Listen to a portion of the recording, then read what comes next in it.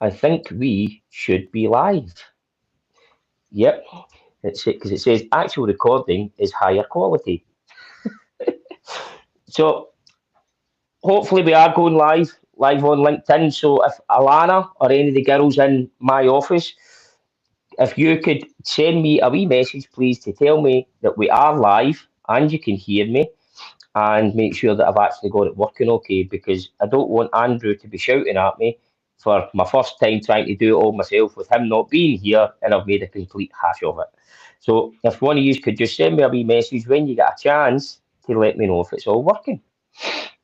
Um, so before I introduce our guests, because today is a very, very, very, you're live and can hear you fine. Thank you very much, Kelsey.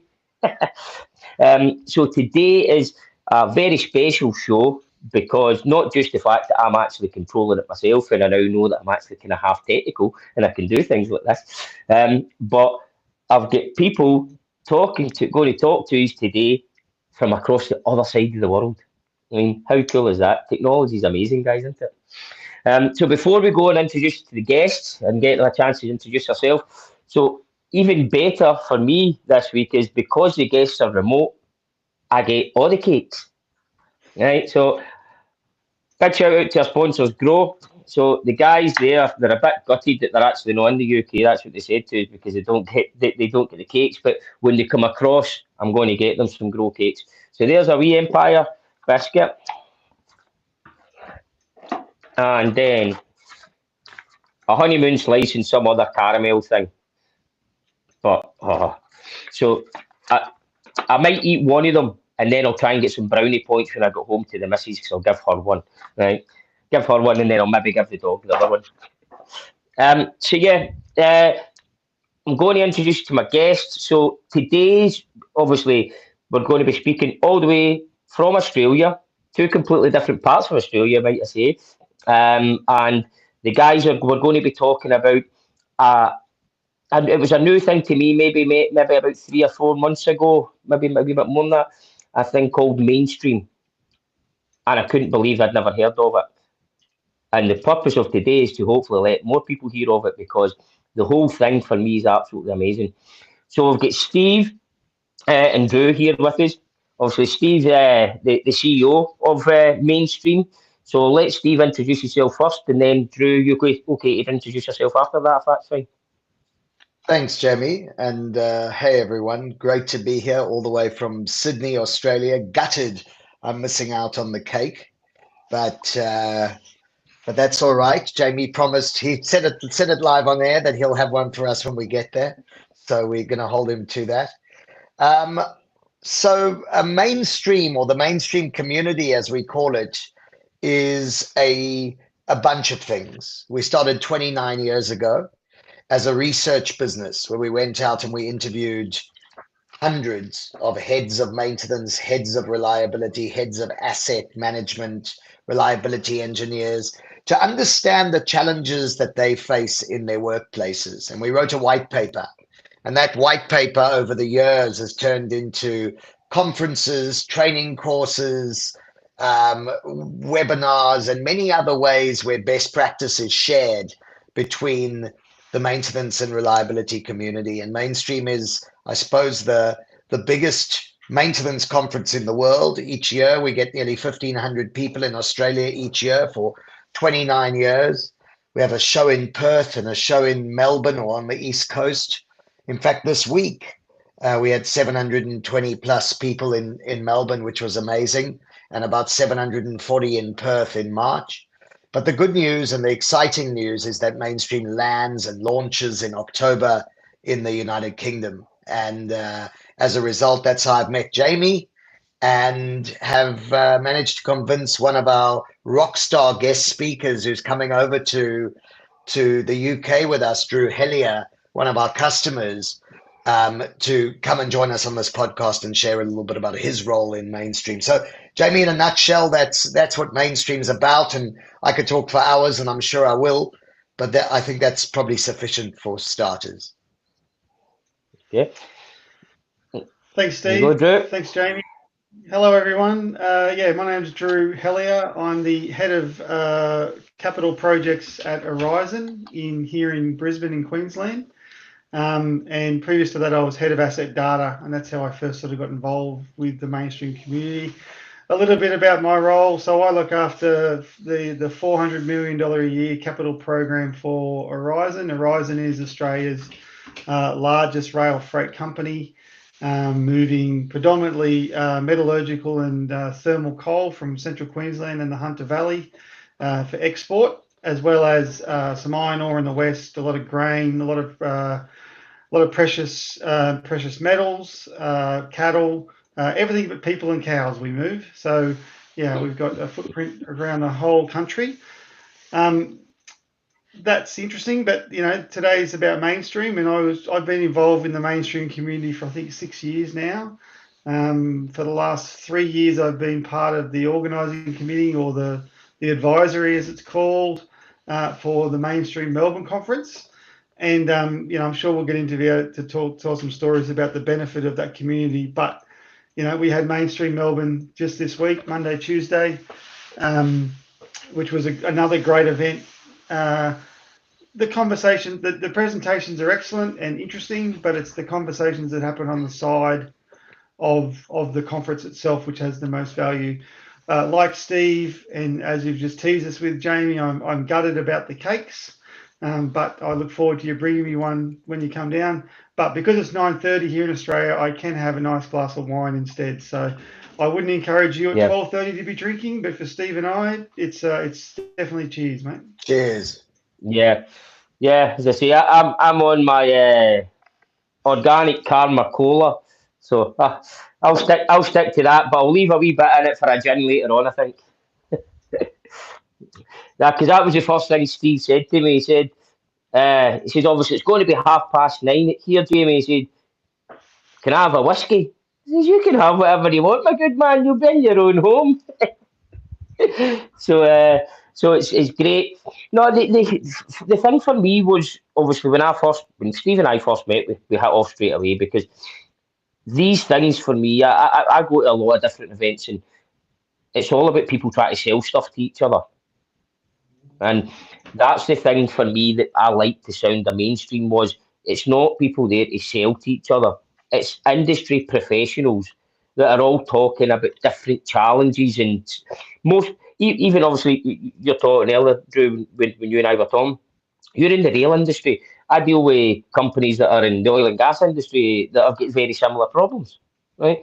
So anybody that's trying to keep something moving or flowing or a process moving or equipment running, we've all got similar challenges, and it's getting those industry professionals together to talk about those challenges rather than somebody going, "I want to sell you something," and it's that kind of no exhibition. What was I trying to say? The kind of that kind of event where it's just everybody trying to say my product's better than your product.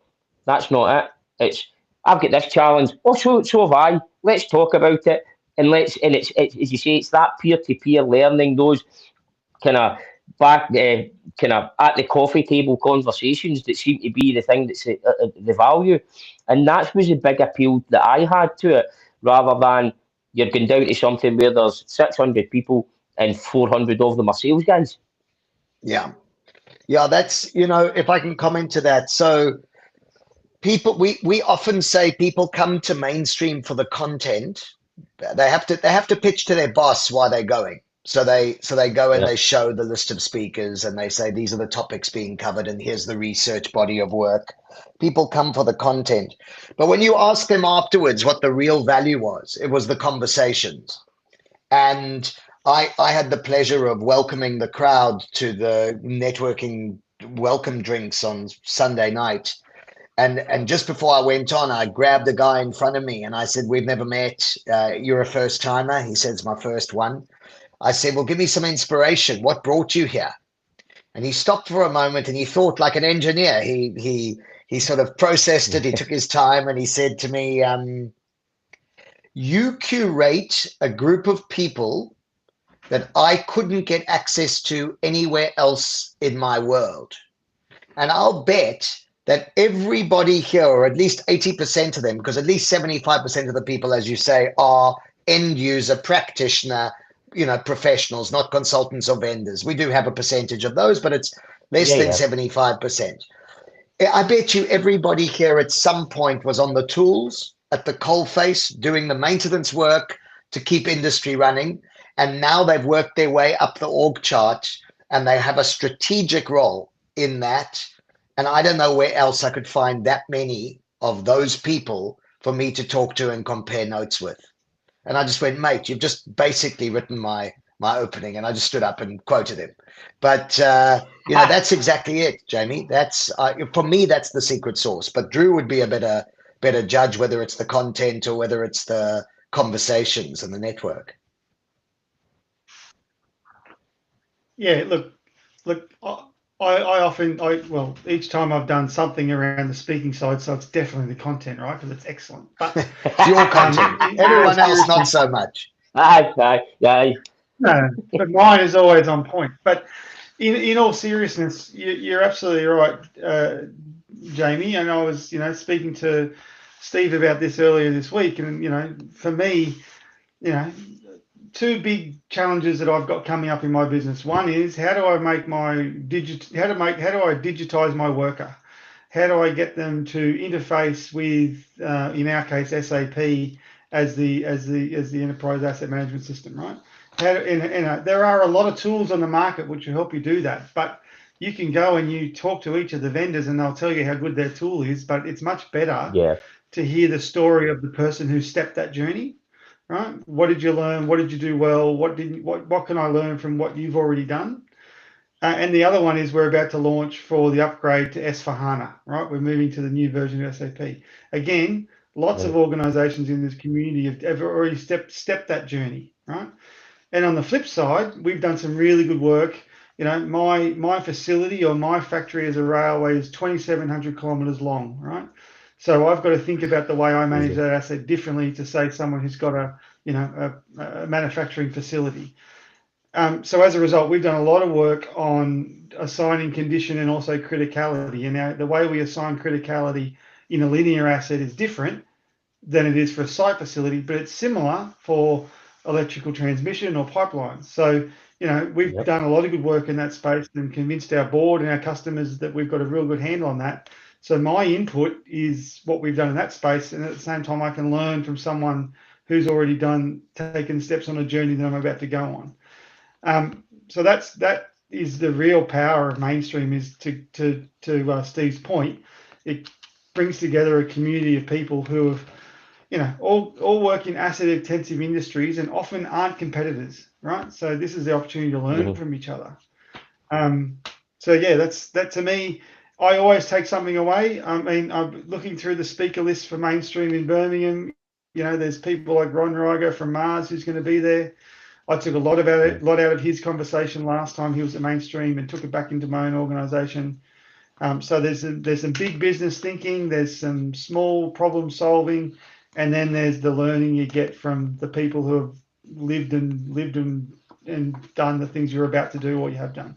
So yeah, I think it's the community piece, and I really like the way it's called a community because that's really what it is. Because I'll go back next year and I'll talk to the guy from Domain Shandon, and I'll say to him, last year you spoke to me about how you've done this, how are you going? And you get to build those relationships. Yeah. Yeah. Yeah, and that I totally agree with what Steve was saying and what you said there, Drew. Seems to be the secret sauce because when you're in a Yeah, community, you all help each other, yeah, right? It's yeah. not a fight, it's not a competition, it's not anything like that.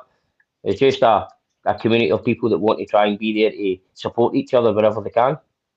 Jamie, you spoke to me offline about the why. And Yeah, it's exactly that. Here's a bunch of people, and this is what happened to us 20. I mean, look, I've got to be honest, I've only been here 25 years, but Lisa, who began it 29 years ago, I'm the newbie. Lisa, who began it 29 years ago, stumbled onto a bunch of people who she started interviewing. And she found out that between these 40 or 50 people that headed maintenance for across industries. They all had very, very common problems, and she couldn't work out why they aren't talking to each other, because that's what she would do. Ask people who are grappling with the same things. And if you can harness collective wisdom for the sake of raising sort of all ships, like the tide, then what's the harm in that if our objective is to drive towards best practice as a nation, for example, in Australia, if that's our plan, that we want Yep. everyone to be doing better. And so that really was the why behind mainstream, is let's help people harness collective wisdom so that they can improve. And then along the way, we came up with this idea that we really love delighting our customers and just over delivering. And that's the fun we get out of it, is wowing people with amazing speakers that make people cry, or cocktail parties with a theme that make people laugh, or a live musician, or a food truck, or whatever it is. There's got to be a bit of entertainment, but there's got to be a lot of learning. And so there's a lot of secret sauces, but nothing's more important to us than the why of helping people who otherwise can be quite disenfranchised. Like, that was the other thing we liked about them. They were the underdog. Every time you spoke to another maintenance leader, he wasn't getting, or she wasn't getting, enough budget. She was being overlooked, and they were seen as a cost center. And there were sexier organizations in their group. Production, for example, got more airtime. And we just love the idea of helping those guys who are reliability heroes, we call them. They keep industry running. And so that's what's behind it all. And I love the reliability heroes, because obviously I've been involved in fixing equipment for a long time, and it used to be that, like, obviously some of the sectors that we worked within, like oil and gas, for example. So you always had a reliability person, and you'd say, "Oh, who's your reliability person?" "Oh, the person that sits over there in the corner." We don't speak to them because they want to spend money, right? And then what's now happened is as the assets are aging, as money becomes a bit tighter, they're going, "Do you know what? Yes, we want to spend money, but it's going to save us money. It's not just spending for spending's sake." So we've seen a real change in mindset on reliability in the UK, where before it was seen as a cost. But what we're now doing, people are seeing is that they don't have all this budget to just replace things all the time. The challenges that they've got with regards to circular economy and the environmental impact and all that kind of stuff, the focus is that you need to start actually being a bit more kind of conscious on the decisions that you make, and trying to keep the plant that you've got running. The only way you're going to do that is by speaking to letting the maintenance team do what they need to do, and speaking to the reliability team, which is trying to make sure that these things can keep operating for as long as possible. So we've seen a big change in that. See that kind of philosophy. What's it been like? And obviously you guys work globally, but in Australia, has reliability always been a kind of focus point, or have you seen a change in that as well over there? In my business, it's definitely changed. I mean, like I said before, we have a $400 million a year program, which is purely sustaining capital. It's not growth capital. I'm not building more capacity. I'm basically renewing an aged asset. And a railway, like a pipeline, like a boxing unit, like anything, it's the C-suite, or the organization heads. They don't see the asset until it doesn't work for them, right? So often, if it's reliable, you don't get any airplay. You're only a problem when you're not working reliably. And my job in Horizon is to make sure that trains can run. That's the reason we exist, is to move coal from one place to another, right? And it's all good until you can't do that, and then you've got customers upset, stakeholders upset, share price issues, etc. So, it's no revelation when I say that the asset manager's job is to balance reliability, cost, and risk, and sometimes if depending on the focus of the business, you've got to fight hard to make sure you're retaining the reliability piece. Reliability is now coming back into the flavor for my organization. We're trying to we're not in a growth mode, so we're trying to make the most out of what we've got. And that doesn't mean sweat the asset. That means make sure the asset is doing what it's there to do and therefore being reliable. And as a result, we've got a $400 million program this year. We had a $35 million program 5 years ago. It's grown exponentially because people have gone, well, actually, we do need to invest if we want the same level of reliability that we had previously. Yeah. And yet when you run research, we went to the UK. Jamie, you facilitated the research group we did up in Aberdeen with the oil and gas guys, where the Ithaca guy said to us that he told us that experience of don't talk to the reliability guy. He was the head of reliability. Don't talk to those guys. They're going to cost you money.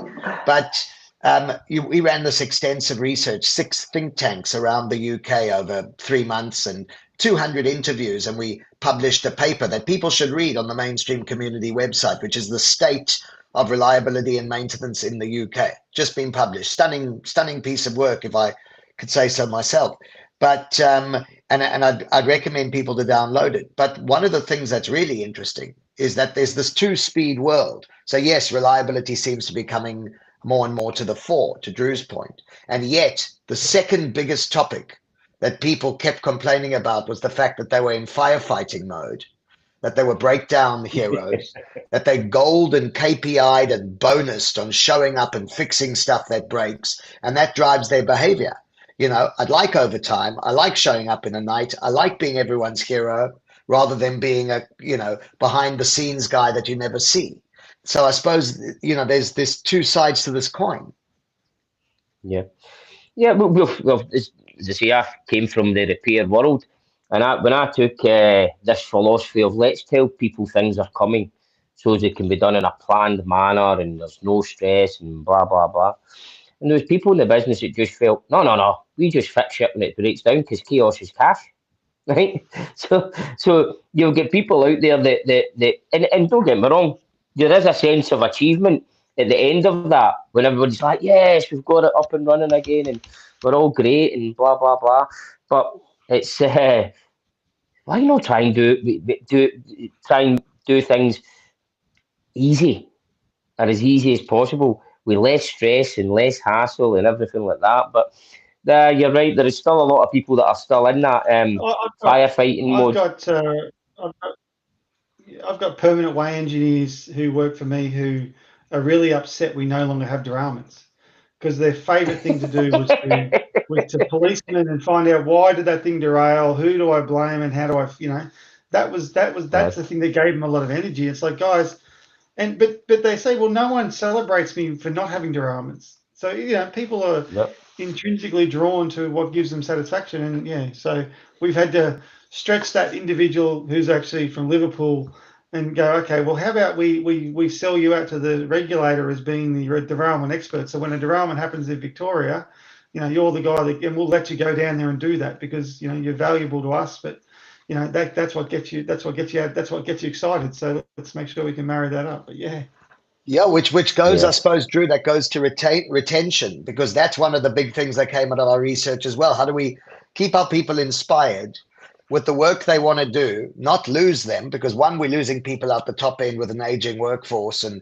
we're battling to attract youngsters who think they can find sexier places to work. But if you've got a guy who's fully switched on by going to fix stuff like that, derailments, and you have to second him for a month or 2 a year to keep him getting his jollies so you can keep him for the other 10 months, that sounds like a great solution. Mm. Yeah, definitely. And I think back to one of the things we spoke about earlier is, see, when you're getting the reliability right, back to you're maybe not getting the value. We see that just now because obviously we're supporting clients, and before when we first started dealing with them, they'd stuff breaking down all the time. There was all these things, and the guys were getting pulled out to jobs here. Oh, you need to go and see this, you need to go and see that, you need to go and see the next thing. But see, when you're getting it right, it just all trundles away in the background, and nobody knows, and you then become this forgotten team down there. And then people come and say, "Oh, why are they here? What's the value they're bringing?" I mean, we don't really hear much about them. That's the value that they're bringing, that you're not hearing much about them. Yeah.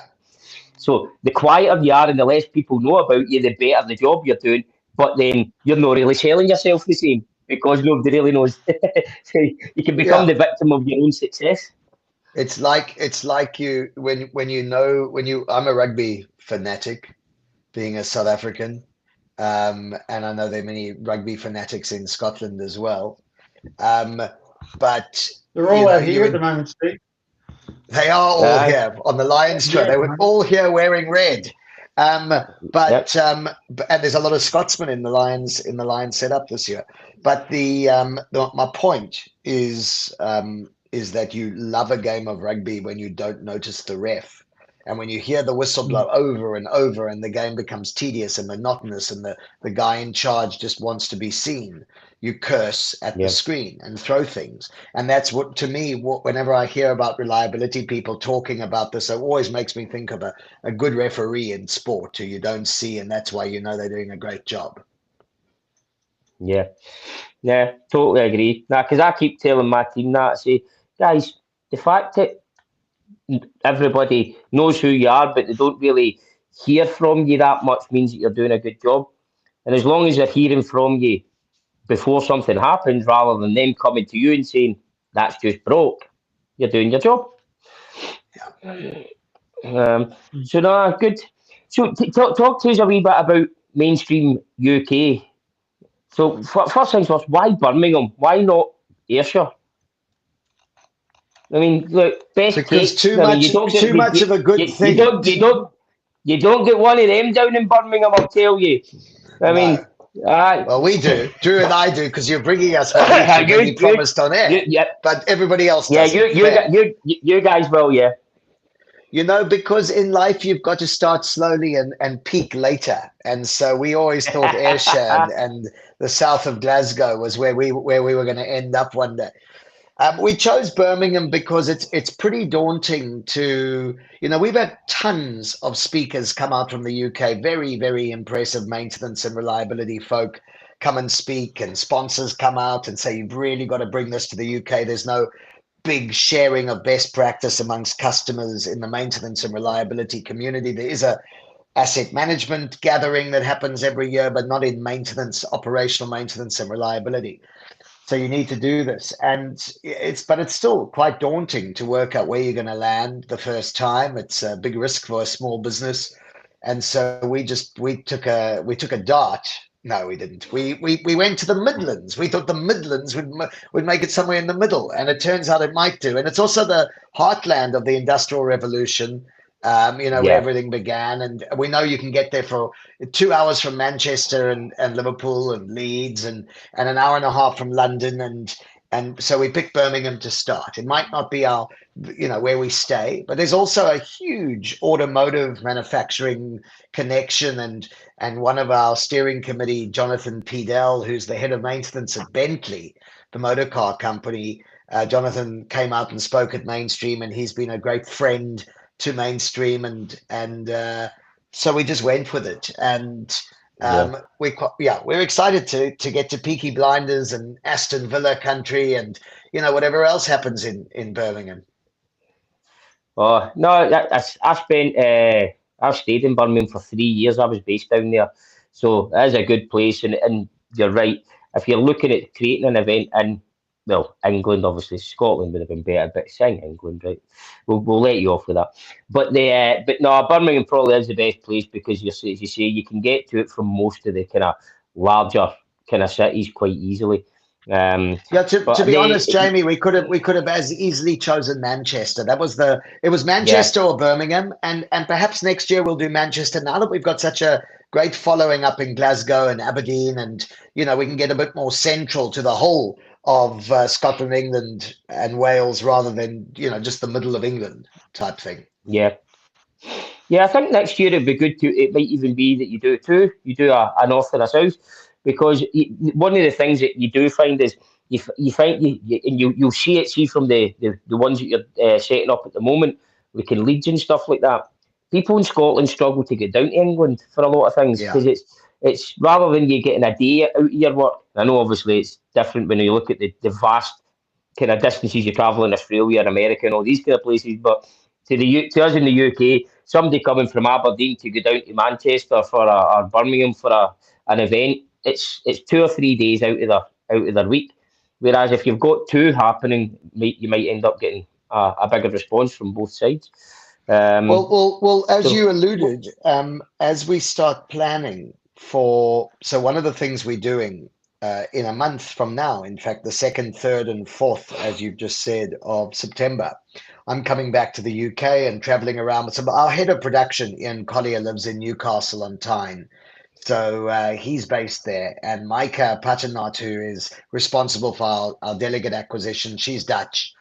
And so the three of us are traipsing around England hosting meetups, which we do in Australia, but really it's a chapter gathering, which we're paying for the drinks and the nibbles in a pub on the 2nd, 3rd, and 4th in Manchester, Leeds, and Leicester to bring the maintenance community together. And there's no intention other than just getting people communicating and coming together and being part of a whole.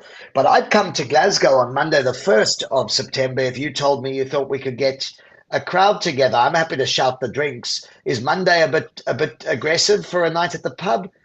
You tell me, and we'll come to Glasgow. in Scotland, any day that ends with a Y is a good night to be in the pub in Scotland. You spent a little bit of time there. You obviously didn't spend enough time. Just the fact that there's pub nibbles and somebody else paying. It's how many people you're willing to take is going to be the challenge. It's the trifecta. Well, why don't we do it then, Jamie? Well, I'm landing on the 29th. I'm spending the weekend in London. I'll come to Glasgow on the 1st, and then Manchester the 2nd, and Leeds the 3rd, and Leicester the 4th, which is the current plan. We'll just add Glasgow. Right. Okay. And so one of the things I add to this conversation is, I hope Steve doesn't take this the wrong way.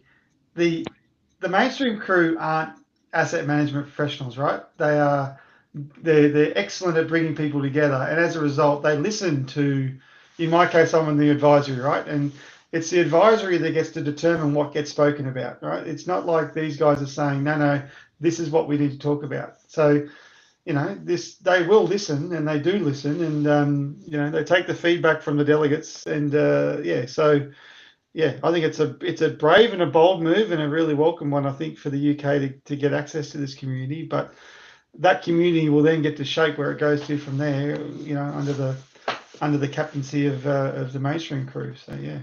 That's beautifully said, Drew. Yeah. And that's exactly it. And the one thing I wanted to get across in this discussion was our process. So the first thing that starts is we go and run research, not borrow McKinsey's research or Gartner's research or read the internet. We go and interview face-to-face and on telephone calls and Teams calls 200 heads of maintenance. And Jamie, you were one of them. And we then publish this research report, which again, I encourage anyone to go to mainstreamcommunity.com and download the research report. It's there, it's public domain. And that research articulates the 10 challenges that are aggregated across everybody that says, these are our biggest pains. Essentially, they're saying, if you can solve this, we'll come. Like, help us with these things. And then we forge the steering committee, like Drew's talking about, the advisory. And we've got 24 members of the advisory committee, all customers, all over the UK, from the head of operational engineering at National Highways and the chief maintenance officer at United Utilities and the head of maintenance at Heineken. And they all sit on the steering committee just like Drew does. And they are the goalkeepers. So we go and hunt for a story, because we hear there's a great story over there in Holland, or there's a great story in America at Mars Food, and we put it to the committee and they go, no, not good enough. Sorry, we know this already. Get us something we don't know. And so the committee genuinely chooses. So the research is with the community. The community then represents by 20 odd people choosing the stories. And then the community tell the stories, like Drew, who was just a speaker. So really, we do nothing but curate.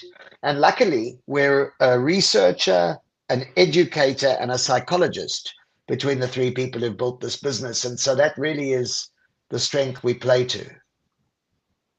Yeah. And you like a beer? Don't mind one. Wouldn't say no, Jamie. You know me. See, it's amazing how just a beer or a wee whiskey or a wee wine can bring so many people together. Wonderful, wonderful. Uh, no, well, And yeah, let's do the first then, Steve. Right? You organise to be in Glasgow. I'll get you done. a bar full of people, All right. and I'll shout the we'll talk drinks. about it.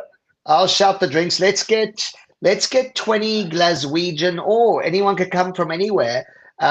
Scottish maintenance professionals. We don't mind if they're customers working at the coalface, or partners who consult like you, or vendors who sell technology. Let's just get people who identify. We can use this in 2025. People who identify as maintenance professionals. We'll bring them together, and we'll have a beer and a yarn and a arancini ball, or whatever the pub's throwing out, and just build a bit of community. And we'll then do that, in Leeds and Manchester and Leicester, and hopefully some of those people go, shit, I've got to be at Mainstream in October. And others just take value from that gathering itself. It's all about Yeah, slowly growing community, so people feel there's a shoulder to cry on, or an alternative view on something that can help them. definitely. No, love it. Right, we'll make that happen. We've still not really spoke about Birmingham yet. No, So when's Birmingham? And obviously Drew's coming over. Give the people an idea of what that's going to be like. so let me ask Drew. Drew, what's the most exciting thing about coming over as a speaker to the Birmingham event? Like what you're going to do around your trip to Birmingham on the Yeah. 20th and 21st of October. So, look, it's a long way to come for one day, right? But I hope you're staying longer.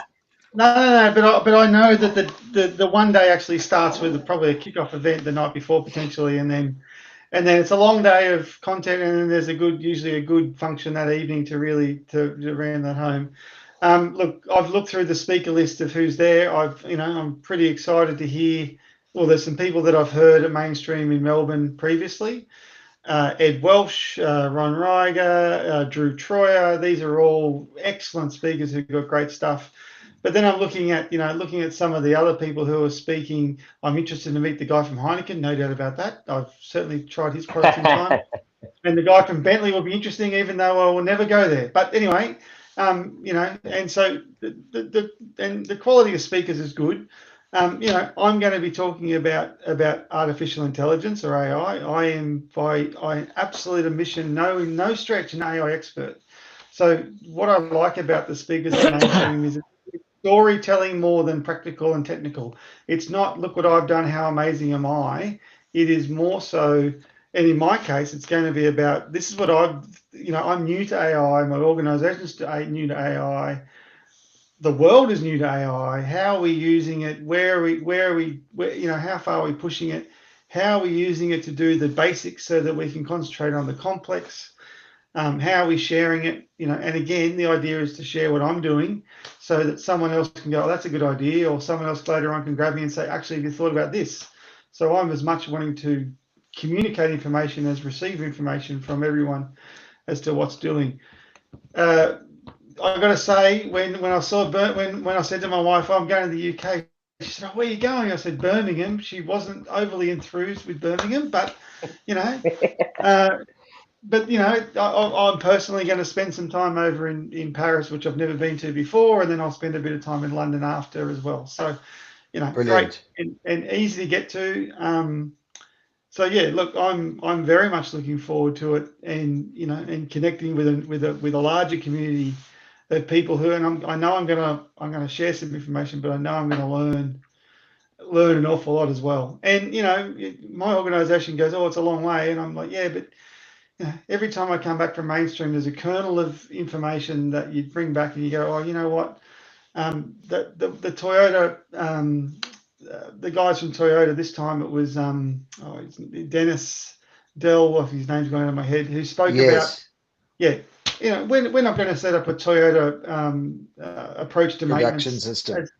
system as large as they have, but there are things that I've learned out of that you know what, there's some fundamentals that we need to focus on in the maintenance world, which will make everything a little bit more efficient and therefore a little bit easier. So there's always something that you learn and take back. And as a Yeah. result, people are willing to fund me to help me do it because they know that, yeah, okay, it's you get to go and learn that, but you'll bring something back that we can then benefit out of. So anyone who's thinking about going to mainstream, it's and I'm not here on any stretch on Steve's ticket or anything. I'm here to just to say that it's the community piece of it. You'll learn an awful lot. You'll meet a lot of very interesting people. You'll be interesting to others, which is always nice. And you'll get a lot out of it. So yeah, I'm really looking forward to it. Yeah, that's great. Thanks for saying that, Drew. I'll tell you a little bit more about the show in general. So we'll kick off on the 20th in the evening with a welcome drinks. We do a whole hosting of the speakers and the steering committee, and then we go into a broader welcome drinks. I'm just working on a very cool venue for that. It's drinks and nibbles and a chance to kick off. Then we start nice and early on the morning of the 21st, which is a Tuesday, at the Millennium Point, which is part of the Birmingham University complex. Great venue. There'll be 5 concurrent tracks.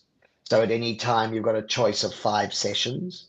There'll be something like 60 sessions to go to over a day, which is a lot. It includes 20 demos during the breaks in a thing called the Innovation Theatre.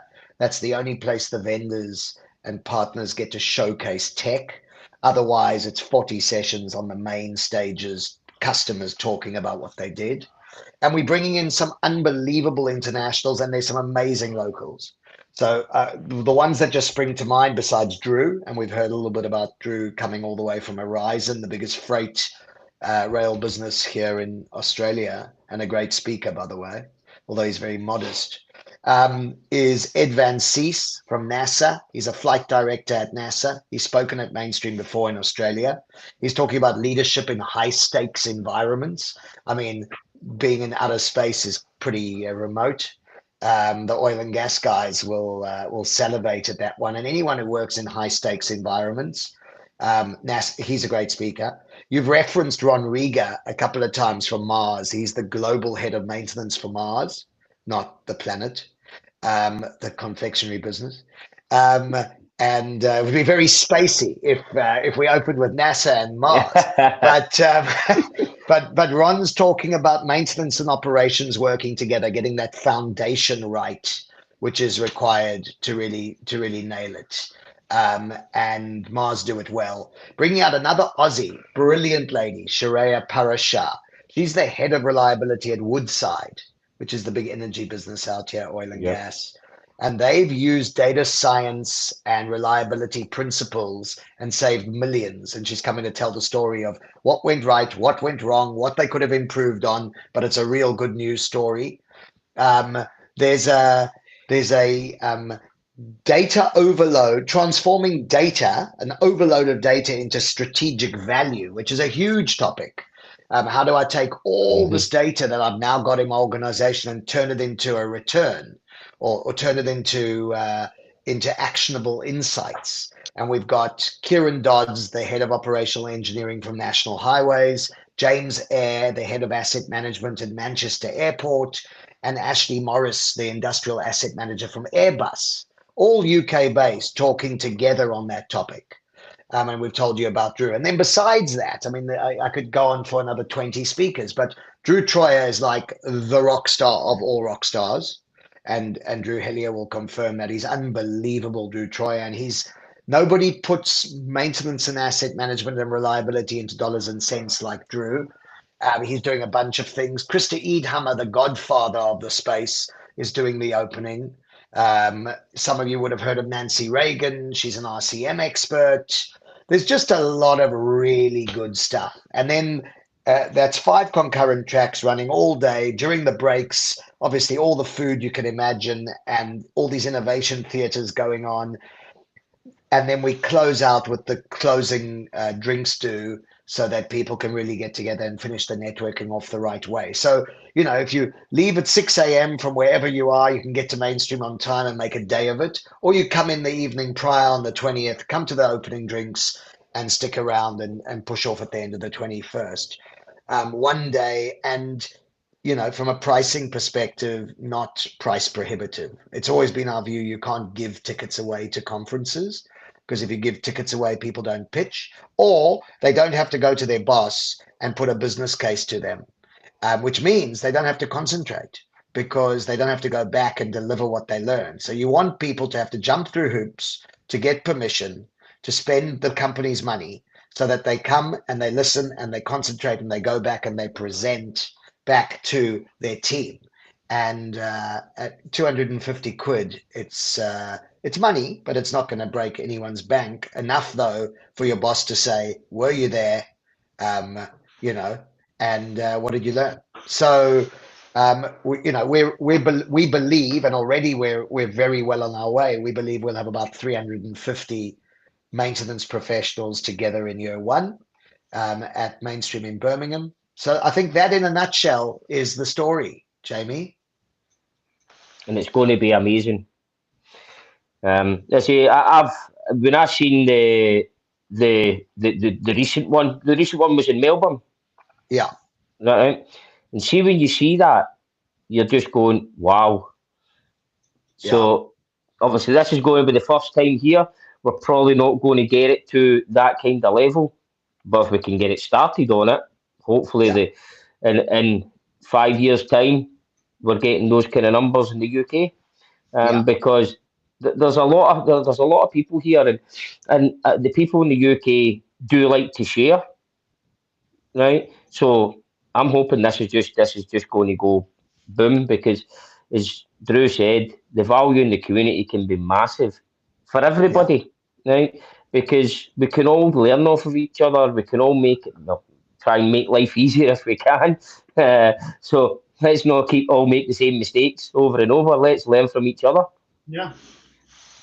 Yeah. And then alongside all of this that I've described with the content and the networking is at the moment 22 different vendors, all with a booth, all in the expo, that all the coffees and teas and lunches and what have you are going to be served around them. So if you want to pop in and go and see Baker Hughes or Hexagon or iCare, or you can read the list, Siemens, or if you're doing a Maximo implementation, you want to go talk to Navium or meet up with the Maximo user group or the SAP crowd, or they're all there, and you can go and, like, one of the things that I bet Drew will corroborate is that if you've got a project and you need to go and find a business that does X, Y, or Z, and you can invite them all to your place, and it takes 2 months to meet them all, and you compare and contrast, and you go, we like these guys, we're going to go with them.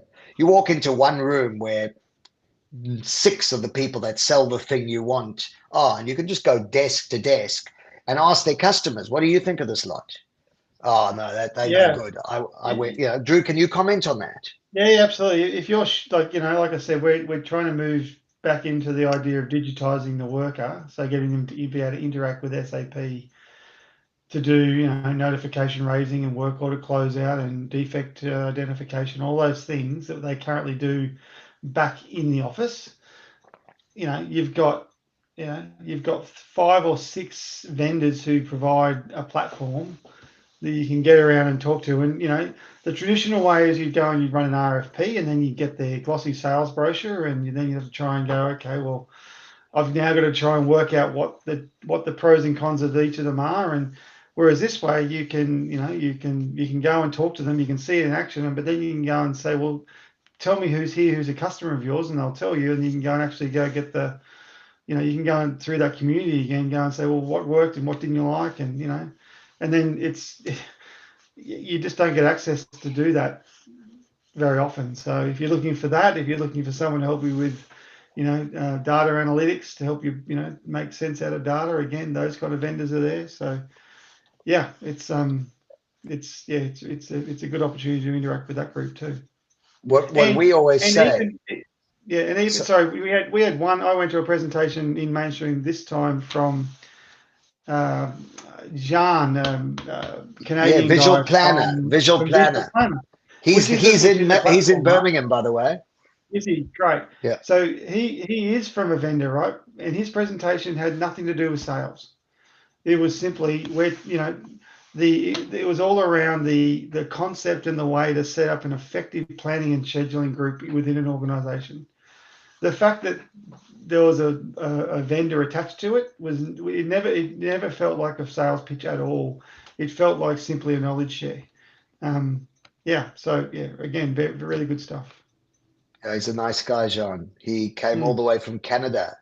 And it's not his first time, and he's coming to Birmingham. So, in fact, I think we've got 4 or 5 planning and scheduling tools that bolt onto the likes of SAP and Maximo and everything else, all going to be there. So, if someone's looking for a front end or a planning and scheduling solution, they can just walk the floor and connect in with guys who, as you say, can all talk to the same topic, and they can compare them. It just sounds great, and I'm quite hopeful and confident that the 350 will be there, no problem. I'm looking forward to meeting all these people, speakers and other attendees, because I mean, so many different industry sectors. The chances of you get back to what Drew said and what I've said right up to the beginning of all this, the chances of you being in the same room as a lot of these people is probably very, very, very slim. And you never know what you'll learn, and you never know what one of those connections might be. It may be something that you could gain a lot of, they could gain a lot out of, and you never know. Or it's just somebody that you really hit off with, and you're happy to go for a beer and a curry with. You know, there are so many stories that I could tell you that over the last 25 years that I've witnessed myself. But one that just always jumps out for me is we connected, it just happened randomly, a power utility in New Zealand and a power utility in Victoria outside of Melbourne in the Latrobe Valley. 2 guys talking, and the one guy going, we're really battling. We've got this downtime happening right now by virtue of the fact that we can't get this part. And it's got to come from Europe, and it's just failed, and we're going to wait a few weeks, and it's a real issue. Another one I got a bunch of them in our store, and he went, would you send one over? And he went, sure, no problem. Called his guys. The thing was there the next day, and just one utility lent to another utility. When the part finally came, they sent it over to replenish, and it was like that's industry really helping one another. And there's so many of those stories that are even less obvious, but that you see all the time. Yeah, I love that story, and I think it's important that we realize that these big asset intensive businesses, because of the size of the assets, no one's going to duplicate you. No one's going to come and try and replace you in your role. So I hope I've thought of this, have you thought of that? It comes back, right?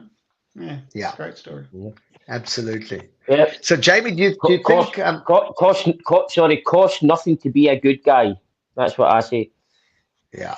So, do you think we're a chance on Monday, the 1st of September? Do you think we're a chance of getting some people in Glasgow to come and meet up?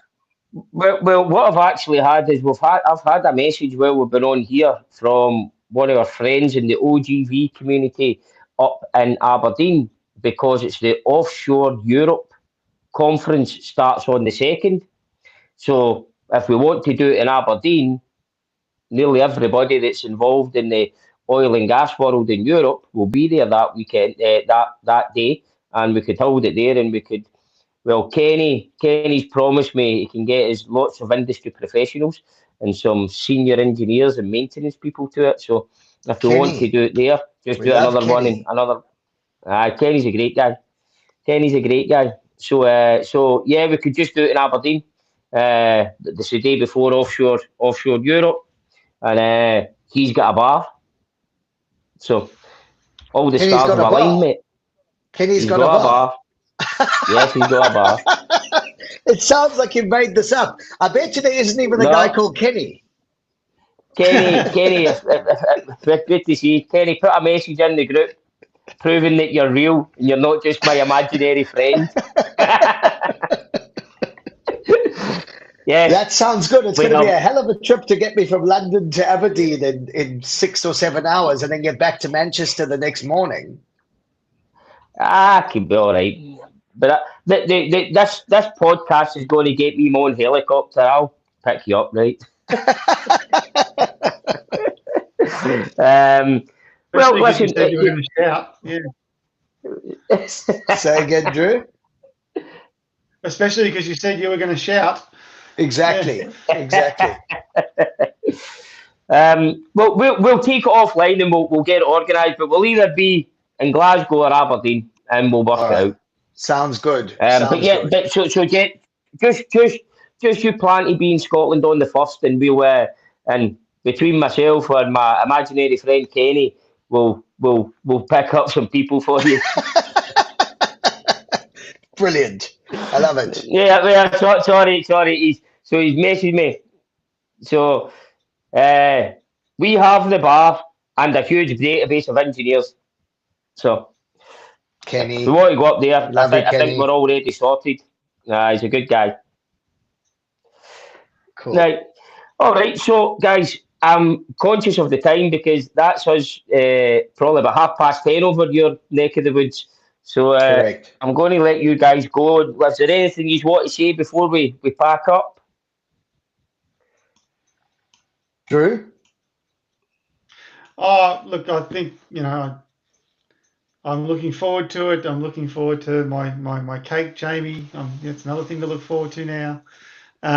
Look, I volunteer to be on the advisory, and like a lot of us, we're busy, and the reason I do it is because I see value in the community, and I see value in the conference, and I'm here at 10:30 on a Friday night because I see the value. So anything I can do to help support Steve and the mainstream team get 350 plus and grow, it'll grow exponentially. People who are at the first one will say, "Oh, geez, yeah, that's something you need to get along to." So I see no reason why it won't be a success, and I look forward to meeting a lot of people there in October. So yeah, can't wait. Good on you, Drew. Brilliant. Mate, thanks. I mean, that's a bloody good point. I mean, here's a guy who at 10:30 at night is on a Friday is sitting having this I know. conversation. So, Drew, we really, really appreciate you and everything you do. I mean, it's not just speaking and sending teams and serving on the committee. It's been years that you've been selfless like this. So, a huge thanks.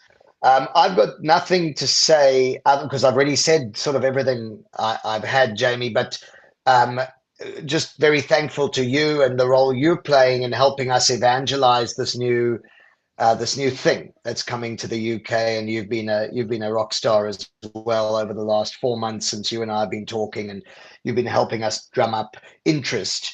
And I'm looking forward to meeting your mate Kenny, imaginary or other, and and and to hanging out with you on September the 1st. But really, just thank you for being here and for hosting us. And hopefully, to your listeners, if you're wondering whether you should get along on the 20th of October to Mainstream, you should jump online at mainstreamcommunity.com and check it all out and reach out to us and link in with me. And yeah, really, really privileged to be here, Jamie. Thank you.